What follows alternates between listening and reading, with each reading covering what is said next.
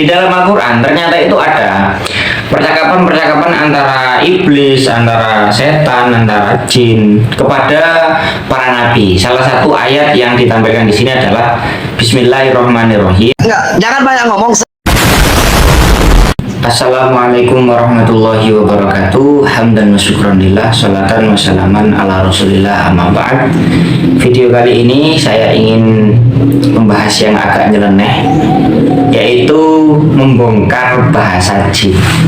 Dimana bahasa jin ini pernah diutarakan, pernah disampaikan oleh Mama Wufron, Mbak Wufron ya. Namun belum ada pembelaan dari Gus Ubat seperti pernyataan-pernyataan Mama Wufron yang lain. Gak usah lama-lama, langsung saja kita simak gimana bahasa jin menurut Mama Wufron.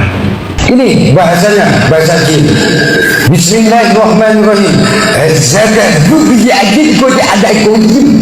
Nah, ada itu bahasa jin. Sontoloyo. Barusan itu adalah bahasa jin yang disampaikan oleh Mama Wufron. Katanya itu adalah bahasa jin. Entah Mama Wufron ini ngomong begitu apa pada saat masruk ya, kesurupan sehingga mengutarakan bahasa jin yang sedemikian rupa, atau Mama Wufron ini ketemu sama jin lalu tanya bahasanya gimana. Saya punya referensi ini ya. Nama kitabnya itu adalah Hakikatul Jin wa Syayatin fil Quran, fil kitab wa sunnah. Jadi ini ada pembahasan jin dan juga pembahasan syayatin, setan, itu berdasarkan Al-Quran dan berdasarkan hadis. Kemudian ada pembahasan mengenai lughatul jinni was syayatin, bahasa yang digunakan oleh jin dan bahasa yang digunakan oleh setan.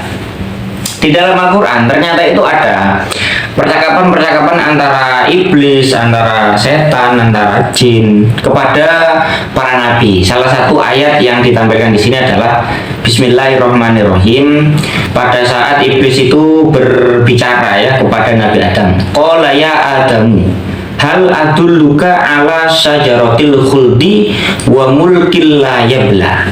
Apakah saya menunjukkan kepadamu ada pohon keabadian dan kerajaan yang tidak mungkin rusak, tidak mungkin hancur. Itu bahasa yang digunakan oleh iblis ketika menggoda Nabi Adam alaihissalam. Kemudian juga ada percakapan antara Nabi Sulaiman dengan jin. Percakapan ini dikhabarkan dari Nabi Sulaiman alaihissalam ketika ingin menghadirkan, mendatangkan tempat duduknya Ratu Bilqis ya, Ratu Saba. Dalam ayat Al-Qur'annya dikatakan gini ya, qala ifritun minal jinni. Nah ini ada namanya, berarti jin itu ada yang namanya ifrit. Qala ifritun minal jinni, ifrit dari golongan jin berkata kepada Nabi Sulaiman, ana atika bihi qabla an taquma min maqamik. Saya yang akan mendatangkan untukmu wahai Nabi Sulaiman tempat duduk Ratu Bilqis itu, singgasana Ratu Bilqis, sebelum jenengan itu berdiri dari tempat duduk itu sudah sampai. Nah ini bahasannya yang diceritakan di dalam Al-Quran.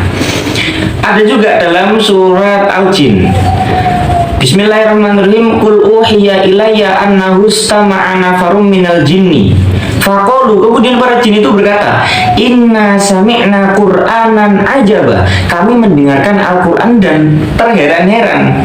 Yahdi ila rusdi, yang mana sifat Quran itu memberikan hidayah pada petunjuk. Fa'amanna bihi walan nusyrika birabbina ahada, dan kami mengimani itu gitu loh, dan tidak menyekutukan kepada Tuhan kami.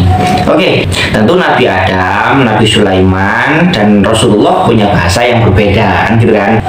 Langsung tak baca kesimpulannya biar kita nggak usah lama-lama. Wa anta idza ta'ammalta anna iblisa wa dzurriyyatahum musallatuna ala bani Adam. Kalau kamu mau berpikir bahwa iblis dan keturunannya itu bisa menguasai terhadap anak cucu Adam, li'ihwaim, untuk menyesatkan, untuk menggoda mereka anak Bani Adam, fala buddha ayyarifu wa yantiku kullal lughatil basyariyah, maka pasti para setan, para iblis, para jin itu bisa menguasai bahasa-bahasa manusia. Berarti nggak cuma bahasa yang dibacakan oleh Mama Gufron yang nggak bisa dipahami itu. Kalau misalnya jinnya Indonesia, ya tentu bisa ngomong Indonesia, bisa bahasa Sunda, bisa bahasa Madura, bisa bahasa Inggris, ya tergantung di mana daerah jin itu tinggal gitu loh. Wa illa lam yastati'u idza man sya'allahu ayyudillahu.